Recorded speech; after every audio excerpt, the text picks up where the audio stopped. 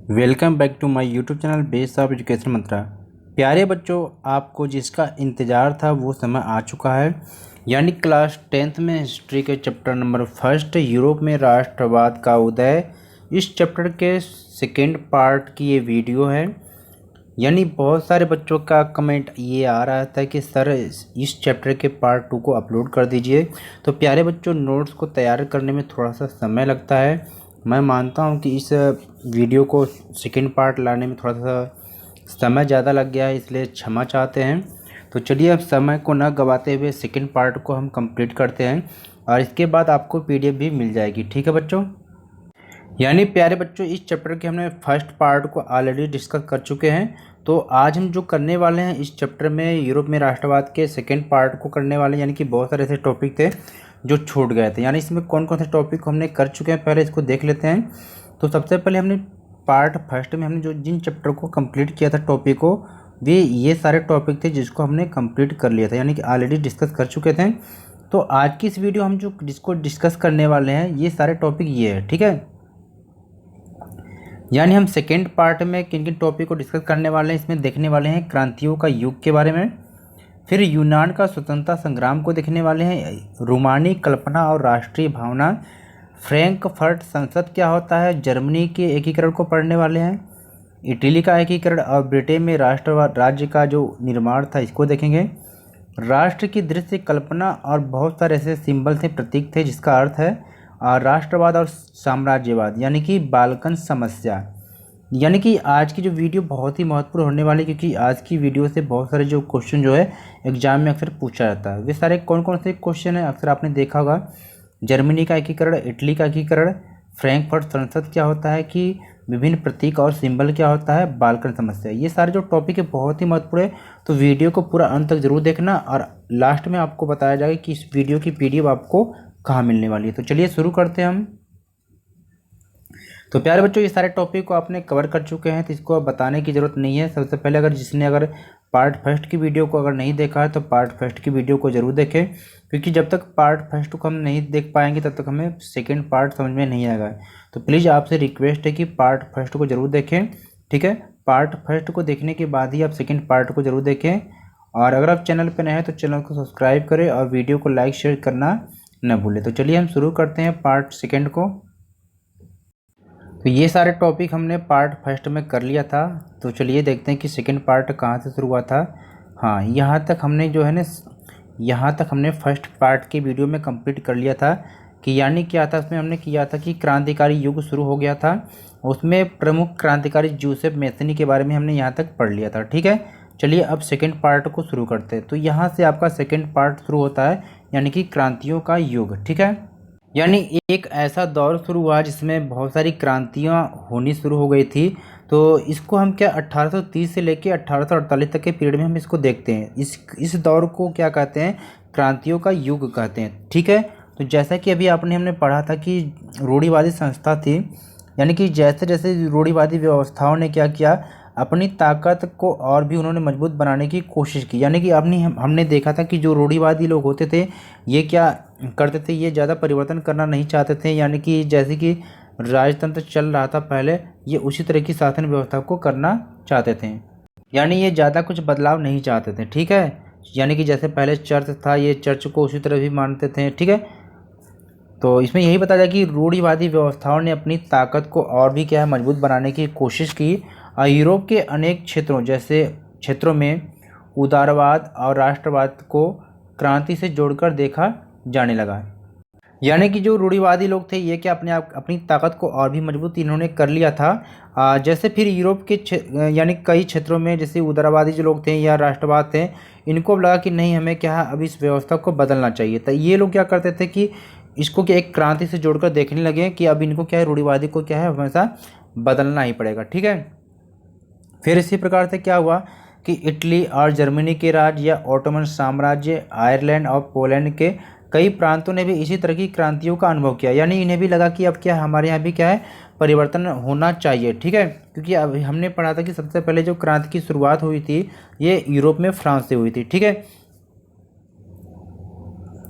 और इस क्रांति में अधिकतर हमने देखा जाए तो बहुत सारे ऐसे जो लोग थे जो मध्य वर्ग के थे, यानी कि जो क्रांतिकारी जो लोग थे मध्य वर्ग के लोग थे, यानी कि जो मध्य वर्ग लोग थे शिक्षित थे, इनके अंदर चेतना आई, यानी कि अपने राष्ट्र के प्रति प्रेम की भावना आई, जिसमें से बहुत सारे प्रोफेसर थे, स्कूली शिक्षक थे, क्लर्क और वाणिज्य व्यापार में लगे हुए बहुत सारे मध्यम वर्ग के लोग थे, जो क्या ये परिवर्तन करना चाहते थे। ठीक है, तो इसी प्रकार से इस क्रम में 3 क्रांतियां हुई, जिसमें पहली क्रांति थी कि फ्रांस में जुलाई क्रांति, यानी इसको जुलाई क्रांति करते क्योंकि ये सबसे पहली हुई थी। ठीक है, ये कब हुई थी? 1830 में। ये पीरियड आपको पता होना चाहिए। तो हुआ ये था कि बुर्बो राजा, यानी कि पहले आपने देखा था कि बुर्बो राजा जो थे, जिन्हें 1815 की वियना कांग्रेस के बाद क्या सत्ता में बहाल कर दिया गया था। यानी कि देखिए, जब वीना संधि हुई थी तो उस समय में क्या कहा गया था कि जो बुर्बो राजवंश था उसको फिर से क्या सत्ता में बहाल कर दिया जाए, यानी उसी शासन व्यवस्था को फिर से स्थापित कर दिया जाए। अब क्या था, उन्हें उदारवादी क्रांतिकारियों द्वारा उखाड़ फेंका गया। यानी कि अब क्या था, जो उदारवादी क्रांतिकारी थे इन्होंने उसको क्या उखाड़ फेंका। और फिर इसके बाद क्या हुआ कि जो लुई फिलिप थे, ठीक है, यानी वहाँ के राजा थे जो लुई फिलिप थे, इनको क्या एक संवैधानिक सम्राट के रूप में स्थापित किया गया है। यानी कि अब जो भी शासन व्यवस्था स्थापित की जाएगी वो कैसे होगा? संविधान के द्वारा चलाया जाएगा। ठीक है, अब बेल्जियम, यूनाइटेड किंगडम, नीदरलैंड से अलग हुआ। अब जो बेल्जियम जो था ये यूनाइटेड किंगडम नीदरलैंड से क्या ये अलग हो गया था। इसी क्रम में अगर दूसरी क्रांति की बात की जाए तो यूनान की क्रांति थी। यूनान का मतलब ग्रीक। ठीक है, ये कब हुई थी? ये भी क्या 1830 के ही समय में हुई थी। ठीक है, तो चलिए देखते हैं अब क्या था यहाँ पर कि 15वीं शताब्दी से ही यूनान क्या था, ये ऑटोमन साम्राज्य का हिस्सा था। अब ये यूनान जो था ना, ये 15वीं शताब्दी से क्या ऑटोमन साम्राज्य का हिस्सा था। यूनान को आप बहुत अच्छे तरीके से जानते हैं क्योंकि यूनान एक ऐसा देश है जहाँ पर बहुत सारे विद्वान, दार्शनिक, कवि इत्यादि यहाँ पर हुए थे। ठीक है, यानी यह अपने आप में देश एक अलग ही था। अब यूरोप में क्रांतिकारी राष्ट्रवाद की प्रगति ने क्या किया? अब हुआ ये था कि यूरोप में बहुत सारे ऐसी क्रांतिकारी भावनाएं हुई या विचार हुई जिससे कि राष्ट्रवाद की भावना से प्रेरित होकर यूनानियों ने क्या किया, ये भी क्या अपनी आज़ादी के लिए क्या है यूनान के संघर्ष की शुरुआत की। यानी कि यूरोप में क्या था कि क्रांति की शुरुआत हो चुकी थी। ठीक है, जिससे यूनान के लोगों ने भी क्या है प्रेरित हुए और ये भी क्या अपने को आज़ाद कराने के लिए संघर्ष करना शुरू कर दिया था। क्योंकि अभी हमने देखा था कि यूनान क्या था कि ऑटोमन साम्राज्य के एक साम्राज्य का एक हिस्सा था। तो ये भी अब अपने आप को क्या है आज़ाद, यानी कि अपने आप को स्वतंत्र करना चाहता था,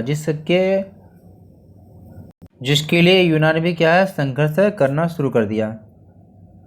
अब हुआ क्या था कि भाई जैसे यूनानियों को भी क्या पश्चिमी यूरोपीय देशों का भी समर्थन मिलने लगा। यानी कि जो यूनानी थे ये अपने आप को क्या करते थे कि ऑटोमन साम्राज्य से अलग करना यानी स्वतंत्र करना चाहते थे। और इसी के साथ साथ क्या है पश्चिमी कुछ यूरोपीय जो देश थे जिनका समर्थन भी क्या है यूनान को मिलने लगा। अब इनको क्या है और भी तो ये और भी क्या है प्रेरित होने लगे। फिर आप जानते हैं कि भाई यूनान में बहुत सारे कवि, दार्शनिक थे। तो यहाँ पर कवि और कलाकार थे जो प्राचीन ग्रीक संस्कृति और साहित्य से प्रेरित थे। ठीक है, तो इन्होंने भी क्या किया यूनान की स्वतंत्रता का समर्थन किया। यानी कि बहुत सारे जो कवि थे इन्होंने उसमें जो कवि या कलाकार थे इन्होंने भी क्या कि अपनी जो ग्रीक संस्कृति थी या इन साहित्य से प्रेम भी करते थे, इसलिए इन्होंने भी क्या यूनान की स्वतंत्रता के लिए भी समर्थन किया। और उदाहरण की अगर बात की जाए तो जैसा कि आपने देखा था कि अंग्रेजी के एक प्रसिद्ध कवि थे जिसका नाम था लॉर्ड बायरन। इन्होंने भी क्या किया धन इकट्ठा किया था। ठीक है, और इसमें जो सबसे इम्पोर्टेंट जो चीज़ आपसे पूछा जाता है कि 1831 की कुस्तुनतुनिया की संधि, ठीक है, क्योंकि 1832 की कुस्तुनतुनिया की संधि ने यूनान को एक क्या स्वतंत्र राष्ट्र की मान्यता दे दी थी। तो ये अक्सर एग्जाम में पूछा जाता है कि यूनान एक स्वतंत्र राष्ट्र कब बना और किस संधि के द्वारा। तो यहाँ पर बात की जाती है कि 1832 में कुस्तुनतुनिया की एक संधि हुई जिसके द्वारा यूनान को एक स्वतंत्र राष्ट्र की मान्यता दी गई। ठीक है, अब अगली जो क्रांति यानी भावना होती है रूमानी कल्पना और राष्ट्रीय भावना। रूमानी कल्पना और राष्ट्रीय भावना है क्या? तो जो रूमानी एक ऐसा शब्द था, यानी ये जो आंदोलन था यह सांस्कृतिक आंदोलन था। यानी कि रूमानीवाद कैसा था? एक सांस्कृतिक आंदोलन था जो एक खास तरह की राष्ट्रीय भावना का विकास करना चाहता था। यानी हम कह सकते हैं कि जो रूमानीवाद था यह एक क्या है सांस्कृतिक आंदोलन था। यानी हम कह सकते हैं कि जब एक ही संस्कृति के लोग, एक ही भाषा के लोग, एक ही तर्क को मानने वाले जो लोग हैं को अगर आपस में जोड़ा जाएगा तो ये भी क्या है, राष्ट्रवाद की भावना को जन्म दे सकता है। ठीक है, यानी रूमानी कलाकारों और कवियों ने क्या किया कि तर्क और विज्ञान को खारिज कर उसकी जगह पर किसको महत्व दिया, भावनाओं को महत्व दिया। ठीक है, जर्मन दार्शनिक और योहान गॉटफ्रीड का मानना था कि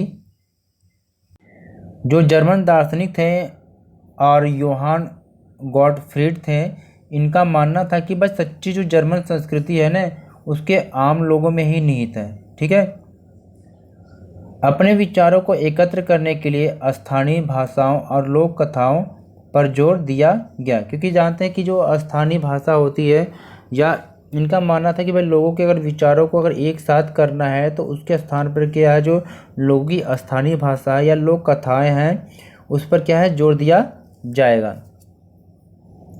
18वीं शताब्दी के अंत में क्या है, 1800 शताब्दी के अंत में रूस, प्रशा और ऑस्ट्रिया ने पोलैंड का विभाजन कर दिया। यानी 18वीं शताब्दी के अंत में रूस, प्रशा और ऑस्ट्रिया ने पोलैंड का विभाजन कर दिया। यद्यपि अगर देखा जाए तो पोलैंड जो कैरोल कुर्पिस्की ने अपने ओपेरा और संगीत के माध्यम से राष्ट्रीय संघर्ष का जश्न भी मनाया। अब यहाँ पर आगे जो होने वाला है, यानी कि भूख, कठिनाइयाँ और जन विद्रोह, यानी कि बहुत ऐसे भी कारण थे जहाँ पर लोगों को कई कई दिनों तक भूखा रहना पड़ता था, यानी कि उन्हें कई समस्याओं का सामना करना पड़ता था, जिससे आम लोग भी क्या है, जन आंदोलन में कूद पड़े। ठीक है, यानी हम कह सकते हैं कि 19वीं शताब्दी में यूरोप की जनसंख्या में अत्यधिक वृद्धि हुई, क्योंकि जनसंख्या बढ़ती जा रही थी, जिससे लोगों को क्या है, अपनी भूख मिटाना मुश्किल होने लगा।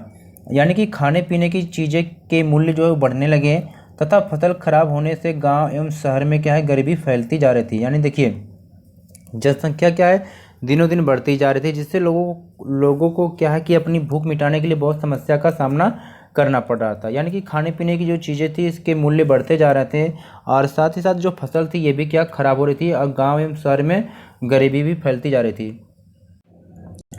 1848 में खाने पीने की कमी हुई, व्यापक स्तर पर बेरोजगारी से पेरिस के लोग क्या सड़क पर इकट्ठा हो गए और जगह जगह विरोध करने लगे, जिससे क्या है, लुई फिलिप को भागने पर मजबूर कर दिया। अब जो अगली क्रांति थी ये उदारवादियों की क्रांति थी, जो बहुत ही महत्वपूर्ण है, जिसको हम एक तरफ से कह सकते हैं कि फ्रैंकफर्ट संसद के नाम से भी जान सकते हैं। अगर मान लीजिए एग्जाम में आपसे फ्रैंकफर्ट संसद पूछे या उदारवादियों की क्रांति पूछे तो बात एक ही है। ठीक है, ये 1848 में हुआ था। क्या था देखते हैं। यूरोप के अभी अन्य भागों में जैसे जर्मनी, इटली, पोलैंड इत्यादि के उदारवादी मध्य वर्गों के स्त्री पुरुष ने संविधानवाद की मांग को राष्ट्रीय एकीकरण से जोड़ा और एक राष्ट्र राज्य के निर्माण की मांग की। ठीक है, यानी यूरोप के जो अभी अन्य भागों में जैसे जर्मनी हो जाए या इटली का दिए, पोलैंड का दिए, इस भागों में जो उदारवादी जो मध्य वर्गों के जो लोग थे, जिसमें स्त्री और पुरुष थे, इन्होंने क्या है, संविधानवाद की मांग की। यानी इसके लगा कि संविधानवाद के द्वारा राष्ट्रीय एकीकरण, संविधान के द्वारा क्या है, राष्ट्रीय एकीकरण को जोड़ा जा सकता है और एक राष्ट्र राज्य के निर्माण की मांग की जा सकती है। क्योंकि अभी जानते हैं कि जो जर्मनी था, यह जर्मनी जो था कि ये अलग अलग छोटे छोटे भागों में बिखरा हुआ था, और जब संविधान की मांग की जाने लगी कि जिससे क्या है सबको आपस में जोड़ा जा सकता है, तो जो संविधान, यानी हम कह सकते हैं कि राष्ट्रीय एकीकरण से जोड़ा और एक राष्ट्र राज्य के निर्माण की मांग की। जो संविधान प्रेस की स्वतंत्रता, संगठन बनाने की आज़ादी पर आधारित है। यानी कि देखिए, जब संविधान के द्वारा राष्ट्रीय एकीकरण की जब मांग की जाएगी और एक राष्ट्र राज्य के निर्माण की जब मांग की जाएगी, जिसमें क्या होगा, संविधान, प्रेस की स्वतंत्रता या संगठन बनाने की जब सबको आज़ादी रहेगी, ठीक है, और बड़ी संख्या में राजनीतिक संगठन के सदस्य जो पेशेवर, व्यापारी और समृद्ध कारीगर थे, उन्होंने क्या किया कि फ्रैंकफर्ट संसद में, यानी फ्रैंकफर्ट शहर में एक अखिल जर्मन नेशनल असेंबली के लिए क्या मतदान करने का फैसला किया। यानी कि जो बहुत सारी बड़ी संख्या में जो राजनीतिक संगठन के सदस्य थे, जिसमें पेशेवर थे या बहुत लोग व्यापारी भी थे या बहुत समृद्ध कारीगर भी थे, तो उन लोगों ने क्या किया कि एक फ्रैंकफर्ट संसद में इकट्ठा हुए और अखिल जर्मन नेशनल असेंबली के लिए मतदान करने का इन्होंने फैसला किया। फिर हुआ क्या, 18 मई 1848 को 1831 यानी 18 मई 1848 को 831 से जो निर्वाचित प्रतिनिधियों ने क्या किया कि एक सजे धजे जुलूस में जाकर इन्होंने क्या किया कि फ्रैंकफर्ट संसद में अपना स्थान ग्रहण कर लिया। ठीक है, अब उन्होंने एक जर्मन राष्ट्र के लिए एक संविधान का प्रारूप भी तैयार किया। अब इनका मानना था कि भाई एक जो राष्ट्र होगा जर्मन का होगा, उसके लिए एक संविधान का प्रारूप तैयार करना होगा। जब प्रतिनिधियों ने प्रसाग के राजा को फ्रेडरिक विलियम फोर्थ को ताज पहनाने की पेशकश की तो उसने अस्वीकार कर दिया। क्यों किया? क्योंकि जो ये जर्मन था ये बहुत सारे छोटे छोटे टुकड़ों में बटा हुआ था, जिसमें सबसे ताकतवर था प्रसा था। ठीक है, तो लोगों को लगा कि भाई जो प्रसा के जो राजा थे इनको हम अपना क्या है राजा बना देंगे। ठीक है, लेकिन जब हुआ क्या था कि लेकिन इस प्रसाद के राजा फ्रेडरिक विलियम ने ये ताज पहनने से मना कर दिया। क्यों मना कर दिया? क्योंकि इनको लगा कि इससे क्या होगा कि राजतंत्र सत्ता बिल्कुल ख़त्म हो जाएगी और वे उन राजाओं के साथ जाकर मिल गए जो निर्वाचित सभा के विरोधी थी, यानी कि जो एक ऐसे सभा के विरोध करते थे जो निर्वाचन पर आधारित हो। ठीक है, संसद ने क्या किया कि श्रमिकों और कारीगरों के बड़े हितों की अपेक्षा का कार्य किया, क्योंकि यहाँ क्या मध्यम वर्ग के सदस्य हावी थे। अब हुआ क्या कि संसद में क्या है श्रमिकों और कारीगरों के हितों की भी उपेक्षा की गई। क्यों किया गया? क्योंकि यहाँ पर सबसे ज़्यादा जो मध्यम वर्ग के सदस्य ही थे। ठीक है, और फिर अंत में क्या हुआ कि भाई सैनिकों ने जबरन सभा यानी असेंबली को क्या है भंग कर दिया। अब यहाँ पर जो टॉपिक शुरू होता है बहुत ही महत्वपूर्ण है। अक्सर एग्जाम में पूछा जाता है कि जर्मनी का एकीकरण कब हुआ, या इटली का एकीकरण, या इंग्लैंड में राष्ट्रवाद का उदय, राष्ट्र राज्य का उदय। तो यहाँ पर जर्मनी के एकीकरण को देखते हैं। तो जो जर्मनी का एकीकरण था ये काफ़ी जटिल प्रक्रिया था, क्योंकि आज हम जिस जर्मनी को देखते हैं ये जर्मनी ऐसा नहीं था, वो क्या छोटे छोटे कई टुकड़ों में बटा हुआ था। ठीक है, तो जर्मनी का जो एकीकरण है एक लंबी और जटिल काफ़ी प्रक्रिया थी। 1848 में आपने देखा था कि फ्रैंकफर्ट संसद में क्या है कि जर्मनी की एकीकरण की प्रक्रिया शुरू हो गई थी।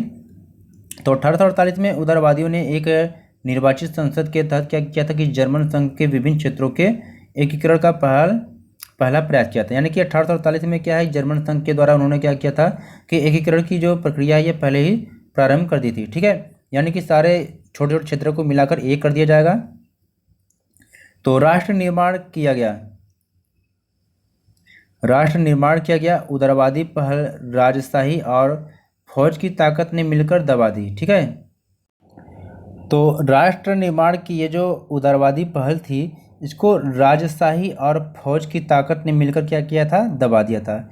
अब क्या था, जो प्रसा एक इसमें से शक्तिशाली था, प्रसा ने जर्मन एकीकरण के आंदोलन का नेतृत्व किया। यानी कि जो प्रसा ने क्या किया कि जर्मन को एक करने के लिए एकीकरण की जो प्रक्रिया थी इस आंदोलन का इन्होंने नेतृत्व किया। ठीक है, और यहाँ के जो सबसे बड़े यानी कि प्रसा का जो प्रमुख मंत्री था ऑटोमन बिस्मार्क था, इन्होंने राष्ट्र निर्माण की मुख्य भूमिका निभाई। यानी हम कह सकते हैं कि जर्मनी के एकीकरण में जो वहाँ के प्रमुख मंत्री थे ऑटोमन बिस्मार्क, इसका एक बहुत ही रोल था। अक्सर एक नंबर के क्वेश्चन में पूछा जाता है कि जर्मनी के एकीकरण में किसकी भूमिका प्रमुख थी आपको याद होना चाहिए बिस्मार्क। ठीक है, और फिर बिस्मार्क ने क्या जर्मनी के एकीकरण के लिए जो नीति अपनाई थी लौह और रक्त की नीति अपनाई थी। यानी कि बिस्मार्क को लगा कि जो अगर एकीकरण की प्रक्रिया अगर करना है तो यह यानी कि शांतिपूर्वक नहीं हो सकता है, यहाँ पर क्या है कि युद्ध या लड़ाई के द्वारा संभव है। बिना लड़े बिना युद्ध के क्या है एकीकरण की प्रक्रिया कंप्लीट नहीं हो पाएगी। फिर प्रशा, ऑस्ट्रिया, डेनमार्क और फ्रांस की संयुक्त सेना के खिलाफ 7 वर्षों में 3 युद्धों के बाद विजय हुआ। यानी देखिए जब प्रशा से युद्ध हुआ ऑस्ट्रिया, डेनमार्क और फ्रांस की संयुक्त सेना के खिलाफ, ठीक है, तो 7 वर्षों में 3 युद्ध हुआ। तीनों युद्ध में कौन सा प्रशा विजय हुआ, और जिससे क्या है जर्मनी के एकीकरण की प्रक्रिया भी लगभग क्या है पूरी हो गई थी। फिर 18 जनवरी 1871 को जर्मनी के एकीकरण की प्रक्रिया पूरी हुई और प्रसा के राजा केसर विलियम प्रथम को जर्मनी का सम्राट घोषित किया गया। यानी देखिए, जब जर्मनी के एकीकरण की प्रक्रिया कंप्लीट हो गई थी तो प्रसा के जो राजा थे, जिसका नाम था केसर विलियम प्रथम, इनको जर्मनी का सम्राट घोषित किया गया। तो एक नंबर के क्वेश्चन में ये पूछ सकता है कि जर्मनी के एकीकरण के बाद जो जर्मनी का राजा बना वो कौन था, उसका नाम क्या था? तो केसर विलियम प्रथम था। ठीक है, इसको भी जानेंगे। तो जर्मनी में राष्ट्र निर्माण की प्रक्रिया ने प्रसा राज्य की शक्ति के प्रभुत्व को दर्शाता है। देखिए, जर्मनी क्या छोटे छोटे टुकड़ों में बटा हुआ था, जिसमें प्रसा काफ़ी शक्तिशाली था। तो जर्मनी के एकीकरण में जो प्रसा ने इसकी भूमिका बहुत ही महत्वपूर्ण थी, जिससे क्या है, इस प्रसा की शक्ति के प्रभुत्व को दर्शाता है। नए राज्य ने जर्मनी की मुद्रा, बैंकिंग और कानूनी तथा न्यायिक व्यवस्थाओं के आधुनिकीकरण पर जोर दिया गया। ठीक है, अब आगे क्या है, इटली का एकीकरण। तो जैसे अपने जर्मनी के एकीकरण को देखा था, ठीक उसी प्रकार इटली के एकीकरण की भी बात है। यानी कि इटली के एकीकरण की प्रक्रिया भी एक लंबी तथा जटिल थी। क्यों थी? क्योंकि 19वीं सदी के मध्य इटली 7 राज्यों में बटा हुआ था। यानी इटली जो था 7 राज्यों में बटा हुआ था और इनमें से केवल एक जो राज्य था, जिसका नाम था सार्डिनिया, पिडमांड में एक इतालवी राजघराने का शासन था। यानी कि इसमें से केवल एक ही भाग पे क्या था, इटली का अधिकार था, शासन था। बाकी के छः जो राज्य थे उस पर किसी विदेशी सत्ता का अधिकार था। यानी हम कह सकते हैं कि जिसमें से केवल एक सार्डिनिया था, पिडमांड था, इस पर केवल इटालियन राजघराने का शासन था। बाकी जो 6 पे किसी अन्य देशों का अधिकार था। ठीक है, जिसमें हम कह सकते हैं कि उत्तरी भाग पे ऑस्ट्रेलियाई हैम्सबर्ग के अधीन था, और मध्य भाग जो था ये पोप के अधीन था, और इसका जो दक्षिणी भाग था ये स्पेन के बुर्बो राजाओं के अधीन था। इसी प्रकार से जो इतालवी भाषा में कई बोलियां बोली जाती है, जैसे आप भारत में देखते हैं कि भारत में भी कई कई अलग अलग बोलियां बोली जाती है। भाई बिहार में अलग बोली बोली जाती है, हरियाणवी, पंजाबी। ठीक है, इसी प्रकार से इताली भाषा में भी कई बहुत सारी ऐसी बोलियां बोली जाती थी। इसलिए यह 1830 के दशक के दौरान अपने रूप में एकात्मक नहीं थी। यानी कि देखिए, जब इतालवी भाषा में भी बहुत सारे ऐसी अलग अलग बोलियां बोली जाती थी, जिसके कारण से कि उनको एकता के सूत्र में बांधना बहुत ही मुश्किल था। यानी उनको एकजुट करना भी काफ़ी समस्या थी। ठीक है, अपने आप में एक चुनौती थी। 1830 के दशक में जूसेफ मेस्सिनी ने इटली के एकीकरण के लिए एक संगठित कार्यक्रम का गठन किया। यानी देखिए, 1830 में क्या है, जूसेफ मेस्सिनी ने इटली के एकीकरण की प्रक्रिया का यानी कि शुभारंभ किया। ठीक है, शुरुआत इसने कर दिया। तो मेस्सिनी ने अपने उद्देश्यों के प्रसार के लिए एक संगठन भी बनाया था, जिसका नाम था यंग इटली था। ठीक है, और 1831 और 48 में हमने देखा था कि क्रांतिकारी विद्रोहों की सफलता ने सार्डिनिया पिडमांड के राजा विक्टर एमेनुअल द्वितीय को इतालवी राज्यों को एकजुट करने के लिए प्रेरित किया। अब इसमें हुआ क्या था कि 1831 और 48 में हमने देख ही लिया था। तो इन सफलताओं के बाद सार्डिनिया पिडमांड के जो राजा थे विक्टर एमेनुअल द्वितीय, इनको क्या इटालवी राज्यों को एकजुट करने के लिए क्या है, प्रेरित किया गया। ठीक है, तो अब सार्डिनिया पिडमांड के जो प्रमुख मंत्री थे, जिसका नाम था काबूर, इन्होंने इटली के एकीकरण की प्रक्रिया को क्या है, आंदोलन का नेतृत्व किया। यानी जिस प्रकार से जो जर्मनी में जो उन्होंने बिस्मार्क ने जो काम किया, उसी प्रकार से इटली में क्या है, काबूर ने किया। ठीक है, यानी कि हम कह सकते हैं कि काबूर को क्या अक्सर इटली का बिस्मार्क भी कभी कभी कहा जाता है। ठीक है, 1859 में फ्रांस से सार्डिनिया पिडमांड ने एक चतुर कूटनीतिक संधि की, जिसके माध्यम से उसने ऑस्ट्रियाई बलों को हरा दिया। यानी देखिए, 1859 में इटली ने क्या, फ्रांस से एक कूटनीतिक संधि किया, जिसके कारण से उसने क्या किया, ऑस्ट्रेलियाई बलों को हरा दिया। और इसमें बड़ी संख्या में लोग क्या है, जूसेफ गैरिबाल्डी के नेतृत्व में भी शामिल हुए। यानी कि देखिए, आगे जो नेतृत्व है, कुछ समय के लिए जूसेफ गैरिबाल्डी ने भी नेतृत्व संभाला। ठीक है, और इसी प्रकार 1860 में सार्डिनिया पिडमांड की सेनाओं ने दक्षिणी इटली और 2 सिसिलियों के राज्यों में प्रवेश कर स्पेनिश शासक को भी क्या बाहर निकाल दिया है। ठीक है, यानी अब इटली को क्या सफलता मिलती जा रही थी। इसी प्रकार से 1861 में विक्टर इमैनुअल द्वितीय को क्या है, संयुक्त इटली का राजा घोषित किया गया। ठीक है, यानी अब यहाँ पर भी पूछा जा सकता है कि जब इटली का एकीकरण हुआ था, वहाँ का राजा किसको घोषित किया गया, तो ये आपको पता होना चाहिए। ठीक है, और इसी प्रकार से फिर रोम को क्या है, इटली का राजधानी घोषित कर दिया गया। ठीक है, और यहाँ पर जब बात की जाती है गैरिबाल्डी की, तो जूसेफ जो गैरिबाल्डी था, इन्होंने लाल कुर्ती दल सेना का गठन भी किया था। ठीक है, यानी कि 1 नंबर के क्वेश्चन में आपसे ये पूछा जा सकता है। ठीक है, और इसमें एक कथन ऐसा भी पूछता है कि ये किसका कथन है कि जब फ्रांस छींकता है तो बाकी सारे यूरोप को सर्दी जुकाम हो जाता है। तो ये जो कथन था ड्यूक मेटरनिक का था। तो ये सारे कथन भी आपको याद होना चाहिए। ठीक है, तो चलिए अब देखते हैं कि ब्रिटेन की दास्तान यानी कि ब्रिटेन की कहानी क्या थी, यानी कि ब्रिटेन में राष्ट्र राज्य का निर्माण कैसे हुआ। ठीक है, तो ब्रिटेन में भी यही समस्या थी कि भाई ब्रिटेन में राष्ट्रवाद किसी उथल पुथल या क्रांति का परिणाम नहीं थी। यानी जैसे आपने देखा था कि बहुत सारे जर्मनी में या इटली में जो क्रांति हुई थी, तो ब्रिटेन में कुछ अलग ही थी। क्योंकि ब्रिटेन में क्या है कि जिसको ब्रिटेन की क्रांति जिस प्रकार से हुई थी, इसको रक्तहीन क्रांति कहा जाता है। यानी इसमें कोई भी आंदोलन ऐसा कुछ भी नहीं हुआ था। ठीक है, इसकी भी एक लंबी प्रक्रिया है। 18वीं शताब्दी से पूर्व ब्रिटेन एक राष्ट्र राज्य नहीं था।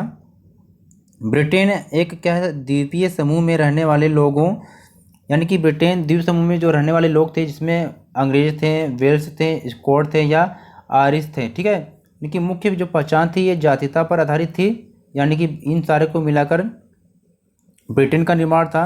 और ये आर्थिक और सैनिक ताकत की निरंतर बढ़ोतरी ने अंग्रेजी राष्ट्र को अन्य देशों और द्वीपों पर अपना प्रभुत्व बढ़ाया। यानी देखिए, आर्थिक और जब सैनिक ताकत बढ़ती गई ब्रिटेन की, तो इन्होंने क्या किया कि अन्य देशों पर अपना क्या है प्रभुत्व जमाया। और फिर जब 1688 में इंग्लैंड एक क्या है राष्ट्र के रूप में स्थापित हो गया, और 1707 में इंग्लैंड और स्कॉटलैंड को मिलाकर क्या है United kingdom of great Britain का गठन हुआ। यानी कि 1707 में क्या है इंग्लैंड और स्कॉटलैंड को मिलाकर एक United kingdom of great Britain का गठन किया गया। और 1798 में वोल्फ टोन और उसकी यूनाइटेड आयरिशमैन की अगुवाई में विफल विद्रोह के बाद 1801 में आयरलैंड को क्या है बलपूर्वक यूनाइटेड किंगडम में शामिल कर लिया गया। यानी देखिए 1801 में क्या है आयरलैंड को भी क्या है बलपूर्वक यूनाइटेड किंगडम में शामिल कर लिया गया। ठीक है, अब क्या है जब एक नया राष्ट्र बना जिसका नाम था ब्रिटेन, तो इसमें बहुत सारे ऐसे प्रतीक चिन्ह, यानी कि ब्रिटिश जो झंडा था यूनियन जैक, राष्ट्रगान God save our Nobel king था, जिसको खूब क्या है बढ़ावा दिया गया। ठीक है, अब यहाँ पर क्या है कि राष्ट्र की दृश्य कल्पना, यानी कि जो एक राष्ट्र को लोगों की देखने की जो कल्पना थी, यानी किस तरह से लोग देखते थे, तो अक्सर आपने देखा कि जैसे अगर पहले के समय में कोई ऐसा कोई यानी कि नेटवर्क तो था नहीं, तो पहले लोग क्या एक भारत माता का एक चित्र बनाते थे जिससे क्या है सबको एक सूत्र में बांधा जा सके। तो इसी प्रकार उस टाइम में भी बहुत सारे ऐसे जो लोग थे जो एक देश को यानी एक राष्ट्र को एक महिला से जोड़कर देखते थे। ठीक है, यानी 18वीं या 19वीं शताब्दी में जो कलाकार होते थे वह राष्ट्र को एक महिला के रूप में क्या है व्यक्त करते थे। ठीक है, यानी कि फ्रांसीसी क्रांति के दौरान भी बहुत सारे कलाकारों ने स्वतंत्रता, न्याय और गणतंत्र जैसे विचारों को क्या है व्यक्त करने के लिए एक नारी रूपक का चित्र प्रयोग किया था, यानी कि प्रस्तुत किया था। ठीक है, फ्रांस में लोगों ने राष्ट्र कल्पना में स्वतंत्रता और गणतंत्र के विचारों की विशेषता थी, जिसका लाल टोपी, तिरंगा या कलगी सारे सिंबल का यूज। और इसमें अगर देखा जाए तो एक मरियाना थी, यानी कि मरियाना को क्या फ्रांस राष्ट्र का रूपक माना जाता है। यानी कि आपसे क्वेश्चन में पूछ सकता है कि जो मरियाना क्या था, तो मरियाना फ्रांस राष्ट्र का एक रूपक थी। ठीक है, इसी तरह से अगर देखा जाए तो जर्मनी में भी क्या जर्मेनिया थी जो जर्मन राष्ट्र का रूपक बन गई।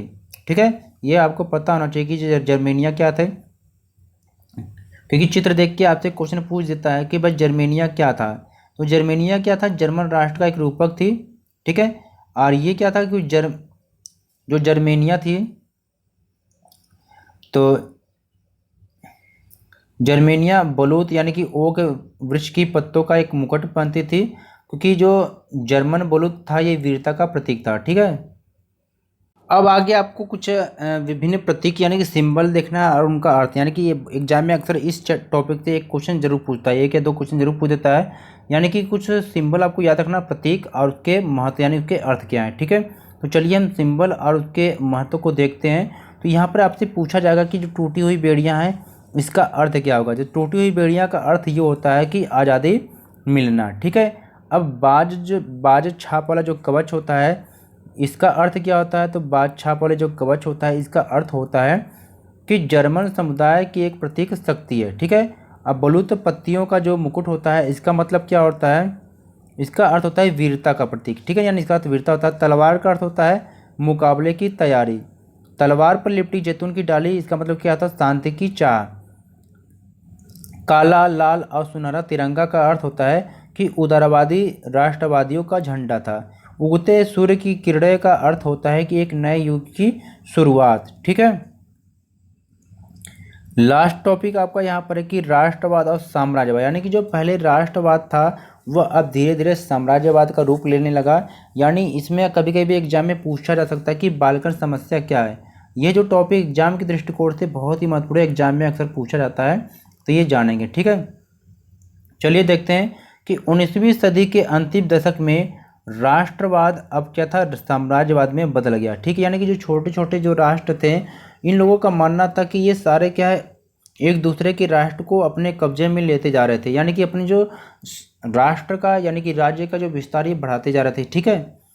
तो 1871 के बाद यूरोप में भी एक गंभीर राष्ट्रवादी तनाव का भी स्रोत क्या था, बाल्कन क्षेत्र था। यानी कि देखिए जो बाल्कन एरिया था ना, ये यूरोप में था और ये इसमें बहुत सारे ऐसे जो देश थे या क्षेत्र थे जो मिले हुए थे। यानी कि ये राष्ट्रवाद जो राष्ट्रवादी भावना का यानी कि जिसमें तनाव जो बढ़ता जा रहा था, उसका कारण था बाल्कन क्षेत्र, ठीक है। अब ये क्या था, यानी कि जो बाल्कन था ये भौगोलिक या जातीय रूप से अगर देखा जाए तो विभिन्नताओं का क्षेत्र था, जिसमें आधुनिक जो आज वर्तमान समय में देख रहे हैं, इसमें रोमानिया था, बुल्गारिया, अल्बेनिया, यूनान, Macedonia, Croatia, Bosnia Herzegovina, Slovenia, Serbia और मॉन्टेनिग्रो ये शामिल थे। यानी सारे किसमें शामिल थे, बाल्कन में शामिल थे, ठीक है।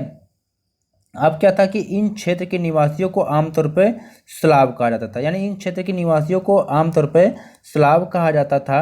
अब बाल्कन क्षेत्र का एक बड़ा हिस्सा ऑटोमन साम्राज्य के नियंत्रण में था, यानी कि जो बाल्कन जो क्षेत्र था इसका एक बहुत बड़ा हिस्सा किसमें था, शामिल ऑटोमन साम्राज्य के नियंत्रण में था। बाल्कन राज्य में रूमानी राष्ट्रवाद के विचारों के फैलने और ऑटोमन साम्राज्य के विघटन से स्थिति काफ़ी क्या विस्फोटक हो गई थी, ठीक है। यानी कि बाल्कन राज्य में जो रोमानीवाद था, राष्ट्रवाद के विचारों के फैलने से जो ऑटोमन साम्राज्य था इसके विघटन से क्या स्थिति काफ़ी भी विस्फोटक हो गई थी, ठीक है। और एक के बाद एक जो उसके अधीन जो यूरोपीय राष्ट्र थे उसके चंगुल से निकलकर स्वतंत्रता की घोषणा करने लगे। यानी देखिए बाल्कन के अंतर्गत जो भी छोटे छोटे जो राष्ट्र थे वे अपने आप को क्या उससे अलग होकर के अपने आप को क्या स्वतंत्र घोषित करते जा रहे थे, ठीक है। अब बाल्कन जो राज्य था ये एक दूसरे से भारी ईर्ष्या करते थे, यानी कि बाल्कन के जो राज्य थे वे एक दूसरे से बहुत ईर्ष्या करते थे और हर एक राज्य क्या करता था, वो हर एक राज्य अपने लिए ज़्यादा से ज़्यादा इलाका कब्जा करना चाहता था। यानी कि उसमें जितने भी राज्य थे वो एक दूसरे के क्षेत्र को कब्जा करने के लिए लगे हुए थे, ठीक है। तो इसी तरह क्या यूरोपीय जो शक्तियाँ थी, यानी यूरोप में और भी जो लोग देश थे, इन जो यूरोपीय शक्तियों के बीच इस क्षेत्र पर कब्जा करने के लिए, यानी यूरोप में जो और सारी भी शक्तियाँ थी क्षेत्र, तो वे सारे क्या इस क्षेत्र पर कब्जा करने के लिए यूरोपीय शक्तियों के बीच क्या है बहुत सारी प्रतिद्वंद्विता बढ़ गई। यानी कि वो अभी आपस में क्या टकराने यानी कि लड़ने लग गए इस क्षेत्र पर कब्जा करने के लिए, किस पे, बाल्कन के। तो जिससे बाल्कन पर नियंत्रण के अपने क्षेत्र का विस्तार करने के लिए वे भी अपने अप्रत्यक्ष रूप से क्या इस लड़ाई में कूद पड़े, ठीक है। यानी वे भी बाल्कन क्षेत्र पे कब्जा करने के लिए कूद पड़े और कहा जाता है कि वह बाल्कन क्षेत्र पे कब्जा करने के लिए जो लड़ाई हुई थी अप्रत्यक्ष रूप से, और इन्हीं सभी घटनाओं ने क्या किया कि प्रथम विश्व युद्ध को जन्म दिया, ठीक है। यानी कि जो 1914 में प्रथम विश्व युद्ध की शुरुआत हुई थी। तो उम्मीद करते हैं कि वीडियो आपको समझ में आ गया होगा। तो वीडियो को लाइक और शेयर जरूर करें और चैनल पर हैं तो चैनल को सब्सक्राइब जरूर करें और वीडियो को लाइक शेयर करें, ठीक है। ओके, फिर मिलते हैं नई वीडियो के साथ, तब तक नमस्कार। अगर आपने इस वीडियो के पार्ट फर्स्ट को नहीं देखा है तो ज़रूर देखें प्लेलिस्ट से जाके, और इस वीडियो के डिस्क्रिप्शन में भी आपको मिल जाएगा।